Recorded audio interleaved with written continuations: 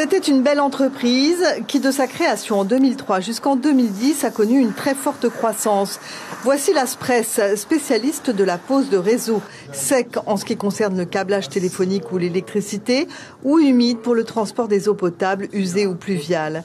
Son actuel président, qui y travaille depuis très longtemps, a repris la société en 2013 alors qu'elle commence à connaître quelques difficultés.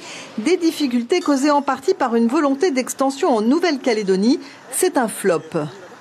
La Calédonie, c'est vrai que c'est un mauvais souvenir.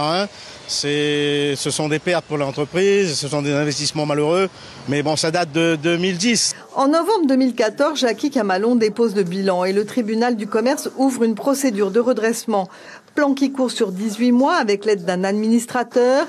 Mais si les projets de développement du pays sont nombreux et prometteurs, les lenteurs administratives ont raison de la bonne volonté de l'équipe de direction. Le contrat de projet 2015-2020, il prévoit 12 milliards en logements sociaux, 12 milliards en environnement, eau potable et assainissement. Et aujourd'hui, on est en 2017. Les financements existent, mais les projets ne sortent pas suffisamment vite.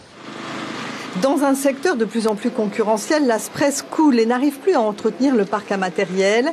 Des marchés sont annulés à cause des pluies torrentielles du début d'année et le patron se concentre sur le paiement des payes des 120 employés, soit 600 personnes qui dépendent de la bonne santé de la société, de quoi le rendre anxieux. Cette société, elle a une âme, elle a des moyens, elle a des compétences. On avait des marchés. Après, il y a eu des éléments conjoncturels qui ont fait que ça ne s'est pas fait. Et du coup, aujourd'hui, on se retrouve en liquidation. Le personnel sait que 2 repreneurs se sont présentés et gardent confiance dans l'adversité.